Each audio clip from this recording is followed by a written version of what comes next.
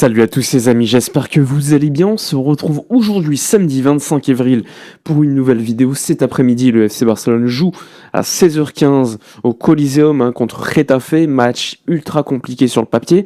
On va évidemment en parler, on va aussi parler des dernières informations concernant Julián Álvarez. Je vais vous décrypter tout cela un petit peu, voir si c'est réaliste ou pas.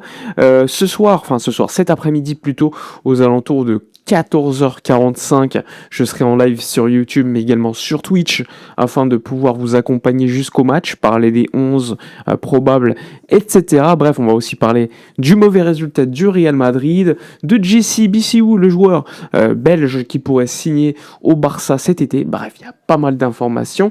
Installez-vous tranquillement, mettez un petit like, commentez, partagez, boostez la vidéo. On est là pour une dizaine de minutes. C'est parti, on y va. Alors je vous l'ai dit, on débute évidemment le mauvais résultat du Real Madrid qui fait la une en Espagne. Effectivement, match nul contre le Real Betis, un match qui était vraiment pas dingue du côté du Real Betis, mais même du Real Madrid. Mais le Real Betis méritait au moins le match nul.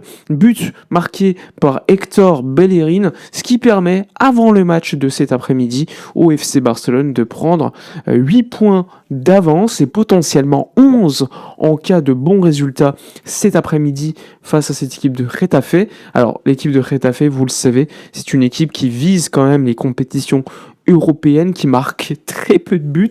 Je crois qu'ils ont mis 28 buts en Liga et pourtant ils sont 6e du championnat d'Espagne et visent potentiellement l'Europa League. On connaît les équipes de Bordalas, des équipes qui prennent beaucoup de cartons, qui pressent très bien, qui défendent très bien les espaces, qui prennent très peu de buts. Je le rappelle, Getafe, je crois que c'est la 3e meilleure défense d'Espagne statistiquement. On le sait, le Barça n'a pas gagné depuis 2019 là-bas. Ça risque d'être un match ultra compliqué. Mais avec le résultat du Real Madrid, le Barça s'est gagné, entre guillemets, un bonus, puisque vous le savez, en cas de bons résultats cet après-midi, on sera à 11 points du Real à 6 matchs de la fin du championnat. Donc si tu gagnes, il te restera 5 matchs. Donc forcément, tu te rapprocherais encore plus du titre, sachant qu'il y a un Classico à jouer bientôt. Je le rappelle, le Barça joue contre Getafe cet après-midi, match compliqué à l'extérieur. Puis, dans quelques jours, contre cette équipe de Osasuna.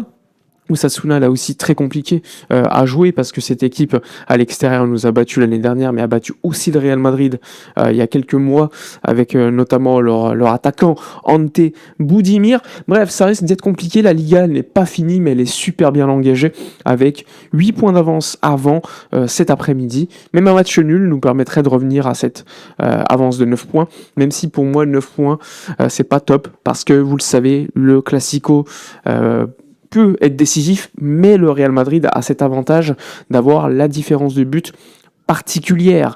Donc 9 points, je préfère avoir 10 points, tout simplement pour avoir cet écart, on va dire. Donc avoir 11 points avec une victoire cet après-midi serait l'idéal avant d'entamer la fin du championnat sans Yamal, qui ne sera plus de la partie jusqu'à la fin de la saison du côté du Barça.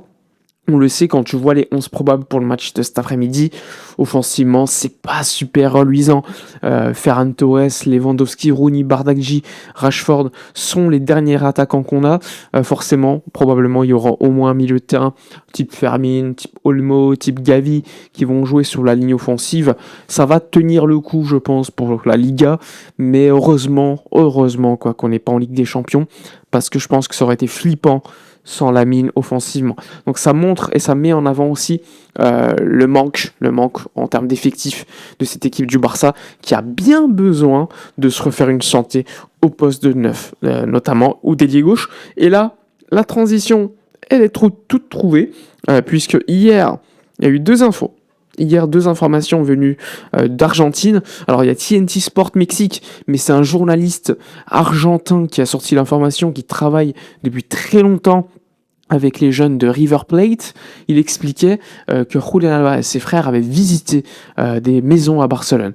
Quelques minutes plus tard, très rapidement, l'agent Fernando Hidalgo a démenti publiquement cette information. Il faut savoir que Fernando Hidalgo, c'est l'agent de Julián Álvarez. Il a tendance à souvent démentir publiquement quand il y a des infos qui tombent comme ça. Mais Je sais qu'il avait déjà démenti des informations qui étaient vraies, notamment le fait qu'il discutait avec aucun club alors qu'il discutait avec le Barça. On le sait maintenant, ça a été confirmé par moult sources. Il avait pourtant démenti. Donc je fais toujours un petit peu attention aux propos des agents qui parfois veulent calmer tout ça. Surtout la vitesse à laquelle ça a été démenti par Fernando Hidalgo, c'est aussi quelque chose qui me met la puce à l'oreille. Alors peut-être que c'est vrai, hein, on va pas se mentir, mais je fais attention aussi à ces propos. Mais qu'est-ce qui s'est passé? Quelques heures après, tu as un autre journaliste, cette fois-ci un journaliste beaucoup plus référencé que le premier, qui lui est un journaliste argentin aussi, qui là aussi suit les joueurs argentins, très proche de la famille, très proche de River Plate, ancien club formateur de Julián Álvarez, lui te dit carrément des informations que j'ai après la Liga, après la fin de la saison, le Barça va tout faire et est très bien engagé déjà pour signer Julián Álvarez. Donc lui, il est beaucoup plus, on va dire, convaincu que le deal se fera. Maintenant, de mon côté, qu'est-ce que je peux vous dire? Je vous dis toujours de prendre les informations avec beaucoup de pincettes. La priorité du mercato, c'est le poste de neuf. Je l'ai toujours dit, le neuf, c'est la priorité absolue et Julián Álvarez est le joueur choisi par la direction sportive. Le Barça, je vous l'ai dit aussi, a un budget fixe qu'il ne va pas dépasser, qui est celui de 100 millions d'euros. Le journaliste, le dernier que je vous ai cité, lui pense qu'un deal pourrait se faire aux alentours de 120, c'est-à-dire la somme que je vous avais également évoquée en live, qui est la somme minimale à laquelle l'Atlético pourrait discuter. Donc, à voir évidemment si ça se fait ou pas. Personnellement, j'estime que c'est un petit peu tôt. La saison est en cours. Normalement, Deco, d'ici quelques jours, devrait discuter avec l'Atlético de Madrid pour éventuellement voir si un deal est possible. On sait qu'il discute avec l'agent du joueur depuis très longtemps. On sait que Julián Álvarez a comme priorité en cas de départ le FC Barcelone. Maintenant, il y a une différence entre vouloir et pouvoir. Et ça, c'est évidemment la petite subtilité qu'on pourra d'ici quelques jours ou quelques semaines pouvoir déterminer. Voilà ce qu'on peut dire sur Julián Álvarez. En tout cas, le Barça l'a comme priorité numéro 1. Mais ça, vous le saviez déjà, si vous me suivez depuis longtemps.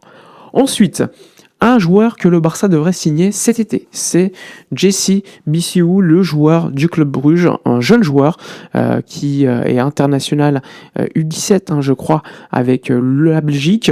Très bon jeune joueur, ailier gauche, très profil Lamine Yamal, c'est-à-dire un petit peu dans le profil un petit peu, très grand. Pas super grand, mais il a la même taille à peu près que jeune Yamal de 17-18 ans à peu près. Bon, en fait, on parle d'un Yamal actuel, mais bon, Yamal est tellement en avance. Mais dans le profil, c'est très dribbleur, qui regarde, qui a la tête levée lorsqu'il dribble, qui est très facile. Bref, c'est le joueur que le Barça pourrait signer cet été pour l'équipe B. L'objectif, le plan, c'est de le signer pour l'équipe B, puis ensuite à terme qu'il monte en équipe première pour renforcer ce poste d'ailier gauche. Évidemment, hein, c'est pas le joueur choisi pour l'été prochain pour l'équipe première, parce que le Barça vise quand même un ailier gauche. Pour autant, le Barça a un plan avec Jesse Bissiou qui devrait signer, qui a toujours rêvé du Barça. Et donc ce n'est pas une surprise que l'été prochain un accord soit trouvé. Sa fin de contrat, je crois que c'est en 2027, donc le prix serait moindre puisqu'il lui restera qu'un an de contrat et le Club Bruges semble être ouvert à une discussion. Donc à voir lors des prochaines semaines. Bref, on a fait le tour sur l'actualité du jour. Nous, on va se retrouver évidemment en live aux alentours de 15h45 pour évoquer le match contre Getafe.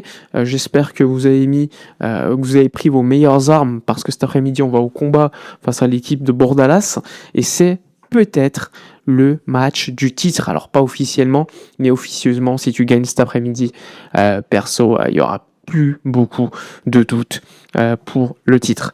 Voilà pour la vidéo de la journée. N'hésitez pas dans l'espace commentaire à mettre un petit like, à commenter, à booster la vidéo et à venir cet après-midi pour le live à 15h45 heure française, c'est-à-dire 1h45 avant le début du match. Bref, je vous souhaite une excellente journée. On se retrouve cet après-midi. Ciao.